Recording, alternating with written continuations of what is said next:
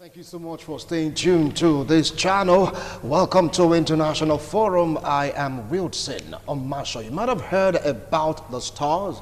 You might have heard about the bars. You might have heard about blood. Yes, all these are components of the U.S. flag. You might have heard also about the Confederate emblem. Many persons are of the opinion that that forms a core of the United States of America history, because right from the 18th century, they've been fighting for their freedom, fighting to succeed themselves when they fought against the colonial masters, talking about the British Empire.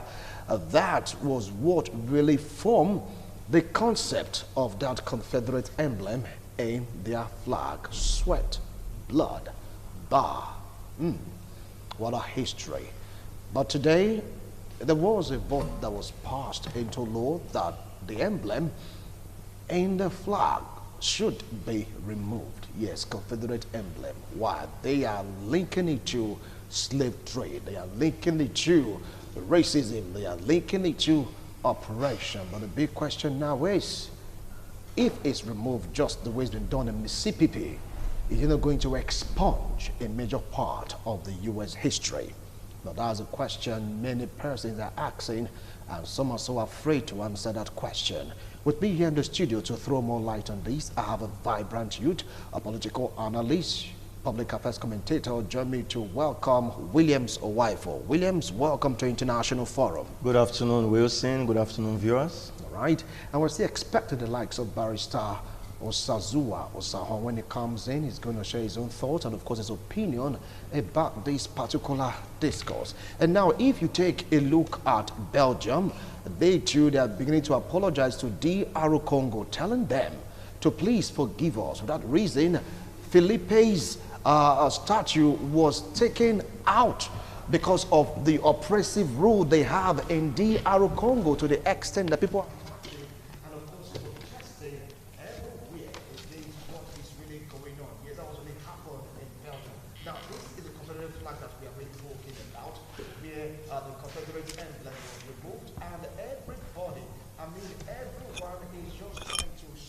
opinions and, of course, views about what they feel about all this. Now, the U.S. are saying that this is part of our major history. The blacks are saying Black Lives Matter.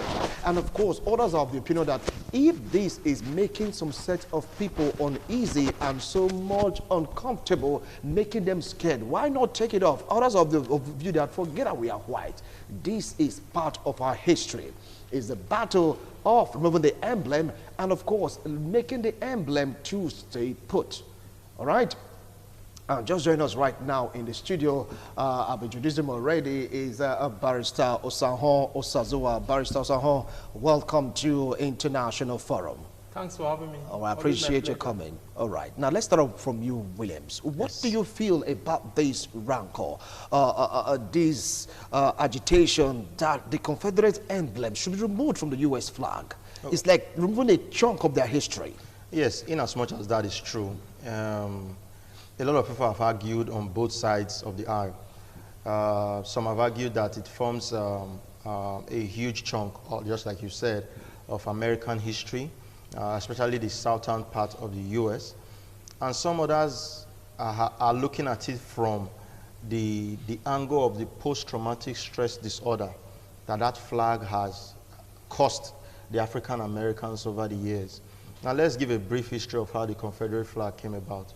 In 1861, when Abraham Lincoln wanted the slaves, which are the African Americans, to be freed, some states in the U.S., especially the southern part of the U.S., they were not ready to let them go.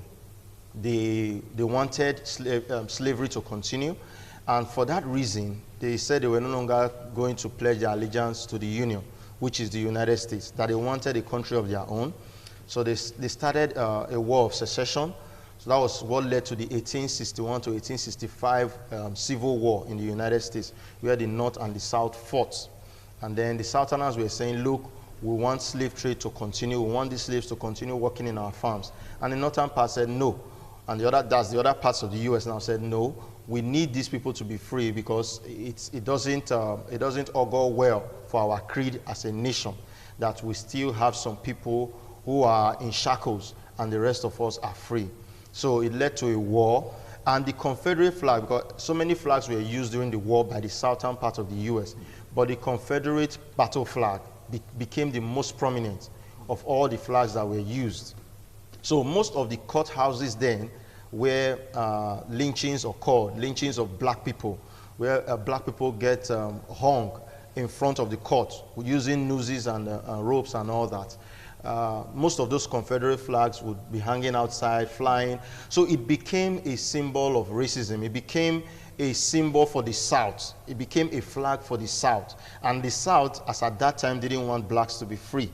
So when so many of the African Americans look over the years and over the decades that, look, this part of our history is not palatable for us. I mean, the killing of George Floyd is what brought everything back to the fore, and then Richard Brooks afterwards. That, look, this Confederate flag is a flag of hate. It shouldn't be, because many a times when someone commits a hate crime against African Americans, usually when you go to their abode, you find these flags hanging high. I have a friend who lives in the US who will tell me, no matter how rich he becomes, if he goes to an area where the Confederate flags are hanging outside, he would never stay in that neighborhood, that he would rather live in a diverse neighborhood where you have blacks, Asian Americans, and all that. Right. So the Confederate flag scares a lot of African Americans because of the history it represents, because of the oppression of black people as at that time, the lynching, the hanging, and the killing of black people. So you are saying for right now it brings back bad memories? Yes, it should be kept in the museum if people want to remember their history. All right, fine. I will come back to you on that. Now, Barrister Osaho Osazuwa, you've heard him. He gave us a brief history of how the Confederate flag came into being, especially the emblem. But do you think that removing the emblem from the staff flag, is it going to make any difference? Yes, thank you very much.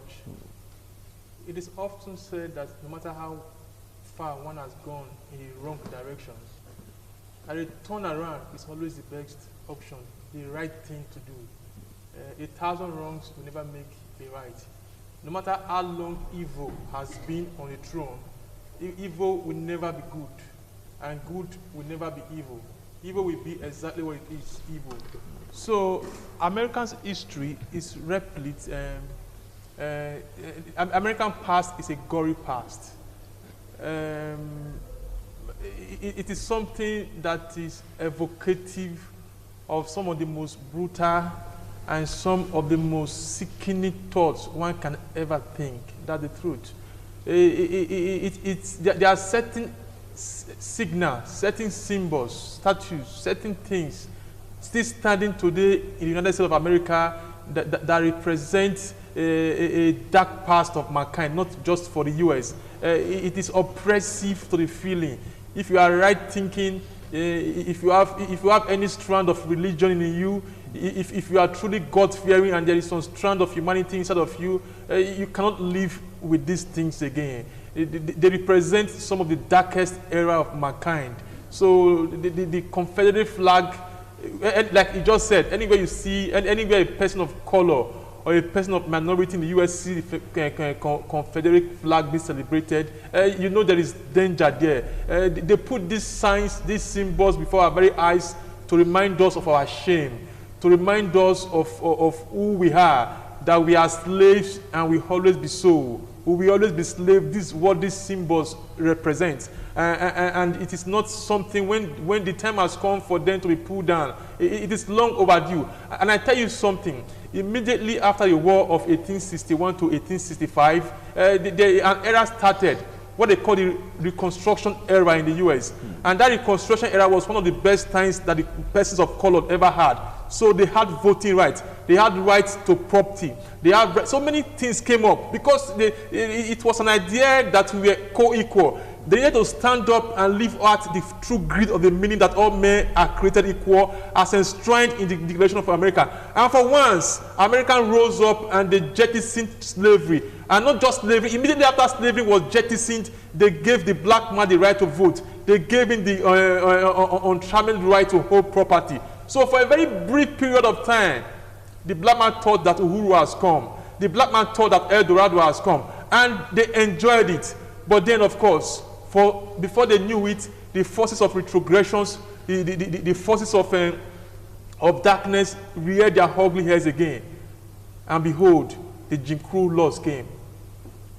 And from 1870 all the way to 1964, when the laws stood, so many evils happened. And that is when most of those statues we have today in the US were erected. They wanted to put it before them, before their face. When you are going to work every morning, look, behold the statue of General Int'L, or behold certain symbols that remind you of where you are coming from, that you were once slave, that you might be, you might have been free physically now, but inside you remain a slave forever. We are coming those to that. Are what yes. Those symbols represented. Okay. And it isn't just a coincidence that immediately after they passed those Jim Crow's laws, those laws that reversed back all the gains of the reconstruction area, that they started erecting these symbols. All right.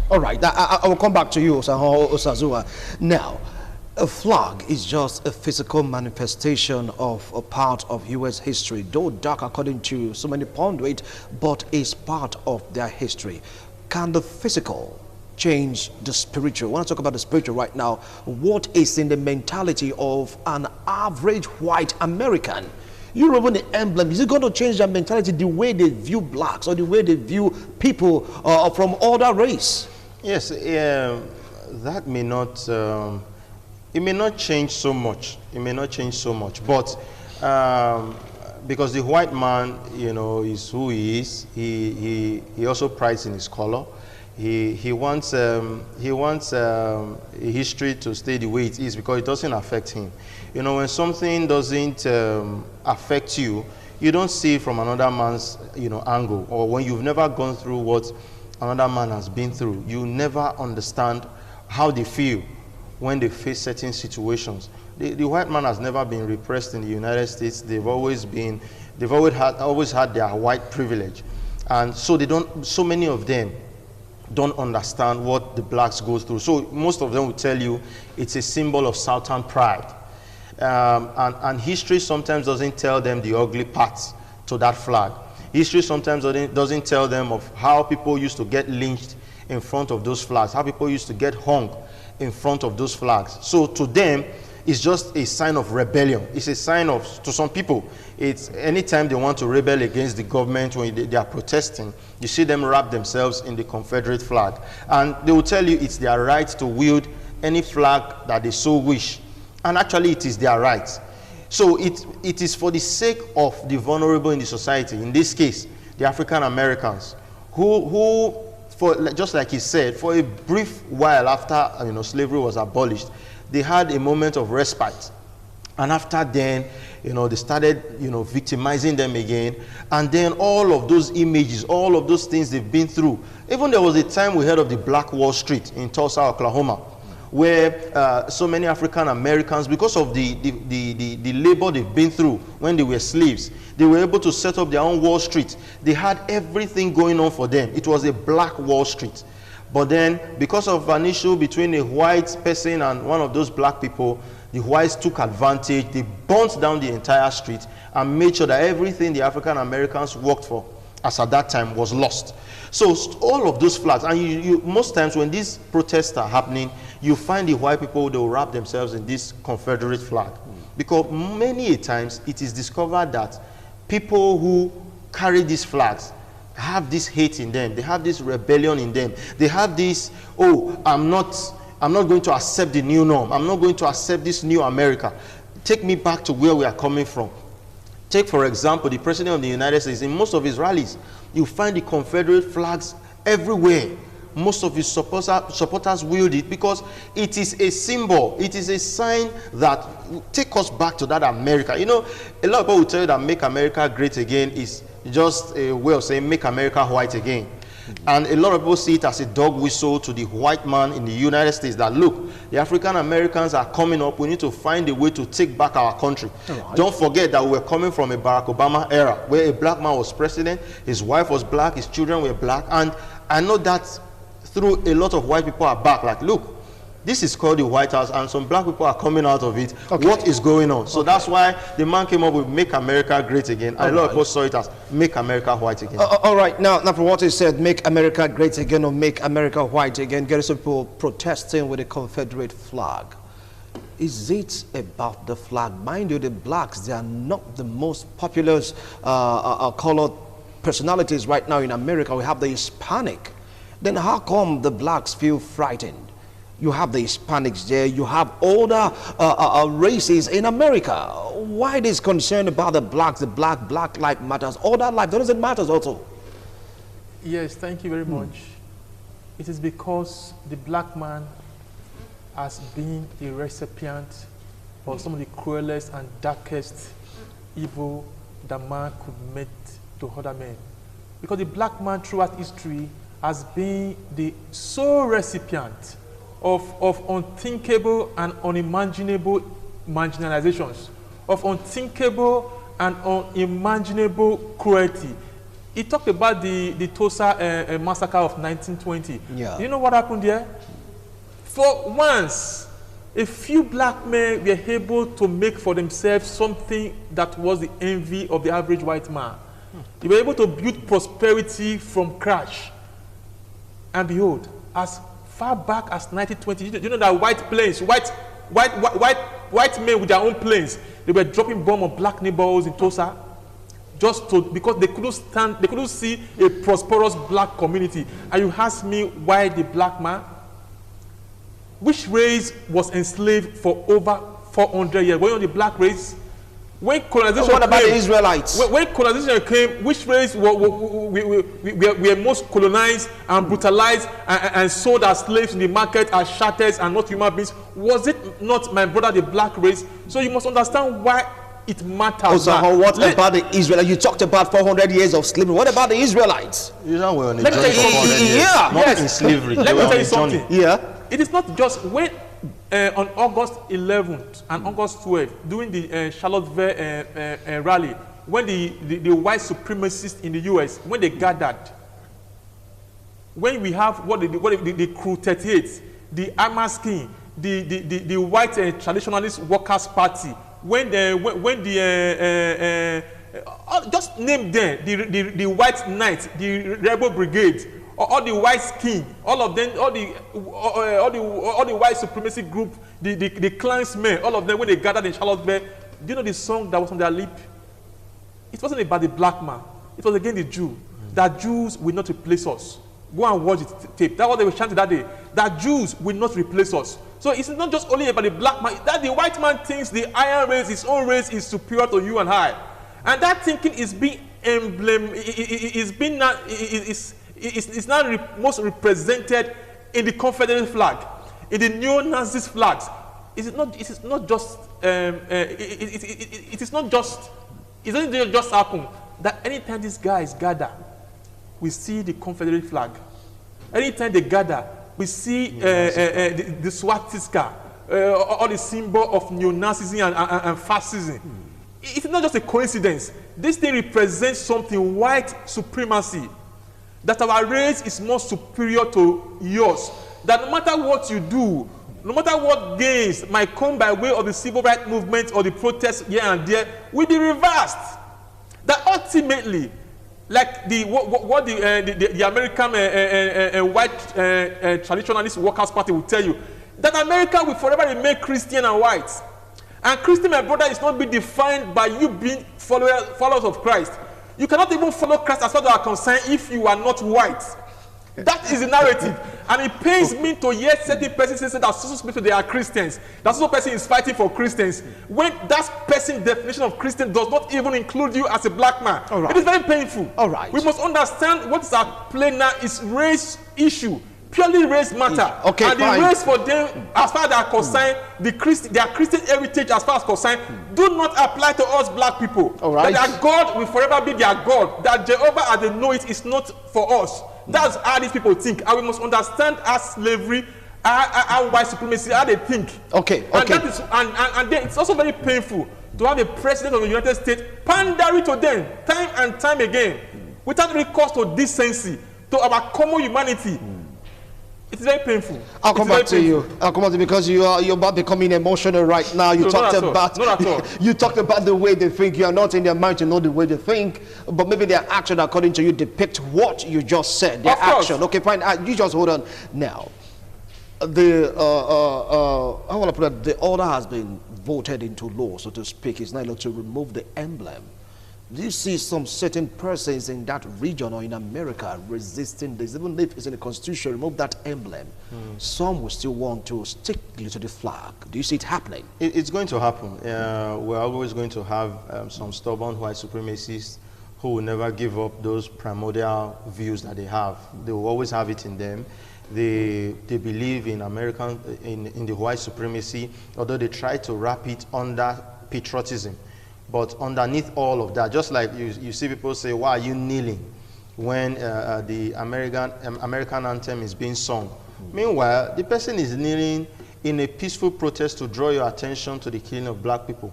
Why don't you listen to why don't you try to focus on why the person is kneeling, other than the fact that the person is disrespecting the flag? So some people try to hide underneath patriotism, but they know that they are not affected by what is going on in the country. So they pretend like, oh, it's all about the flag. Oh, it's all about patriotism. It's all about Southern pride in the case of the Confederate flag. So some of those people are always going to be there. They're always going to hoist the Confederate flag aloft their buildings, because you can't stop them. That's their constitutional right. They can have the Confederate flags in their homes, in their garages. But what the Mississippi state is now trying to do is to remove it from public places where it reminds a group of people of the gory past. Meanwhile, while some celebrate the fact that, oh, the South did so well in the South versus North war, others are saying, look, this fight was about us. It was about our liberation, and the South didn't want us to be free. For that reason, this flag represents hate for us. So there are always going to be white people who feel, look, this is a part of our history, and they have a right to think that way because they have a mind of their own. They have the constitutional rights to keep the flag. But what the law is saying is that you should keep it away from public places. In fact, there are states in the United States that have been sanctioned, and there are businesses have been lost because some people view the state as racist. Take, for example, my father would be in Arizona then, and he would be in church. And then when he's in church seated somewhere, the other white people moved very far from him. He was very light-skinned, but they still didn't think he's white enough. He was white enough. So just like he had said, some people go on and on about the Christian aspect, to Republican values and to the flag. But you find out that many a time underneath it all is a lot of racism, and that's why people are now saying, look, even NASCAR, the agency in charge of racing in America, have now said, look, we don't want Confederate flags hoisted around our venues because it reminds a group of people of the very sad past that we have been through and that we are trying to let go of. And it is this George Floyd protest that has brought everything to the fore. That look, we cannot keep doing the same thing and expect a different result. If we think that this thing must stop, then Confederate statues must go. That's why Robert E. Lee and some other statues have been attacked and brought down. And the president has now even signed an executive order to protect the monuments, stating that, look, they are part of American history. He always negates the major part of the argument, which is the systemic racism that is, embedded in all of these statues and these flags. He pretends like it's all about, being patriotic, but underneath it all, racism is there. All right, now, do you see this law that in America? Because according to them, it's a free world, it's a free country. If I want to have the emblem, my flag is my own right. Do you see this dividing the nation? You see, there's a common saying, of which origin no one knows, that when fascism comes to America, that it will come, that the day fascism will come to America, that it will come wrapped up in the flag and carrying a cross. The day fascism comes to America, it will come wrapped up in the flag and carrying a cross. That's their appeal to the state and appeal to their Christian heritage. And that's the way it is.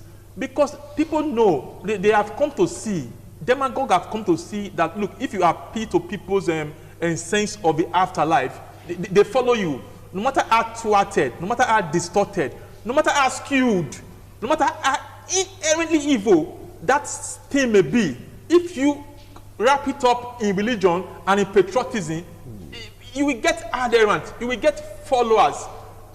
You get in the argument now? Yeah. So today, as we speak in America, it is time for soul searching. How will you feel when you have the figures of Christopher Columbus, a big-time racist and slave traders like Colton? When you are going to work each morning, you pass him, you know he made all his millions by selling human beings, selling your grandfather, selling your past. How do you feel as a human being? It is not just. It just makes sense that, look, remove these things and go and put them in a museum. If you don't want to destroy them, I understand.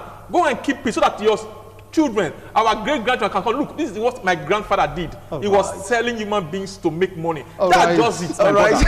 Our time is up. Our time is up. I'm getting strong signal to call it a wrap on this show. There's no time for a last line on this discussion because we have to call it a wrap. You know, International Forum is like a continuum. We'll still come back again, revisit this particular topic, and let's see how far Americans will be reacting to the removal of the Confederate emblem from the star flag. To them, is part of their history. It's like, don't go there, but someone is going there already. Thank you so much, gentlemen. I appreciate a wonderful analysis. We'll do it again next week, Tuesday, God willing.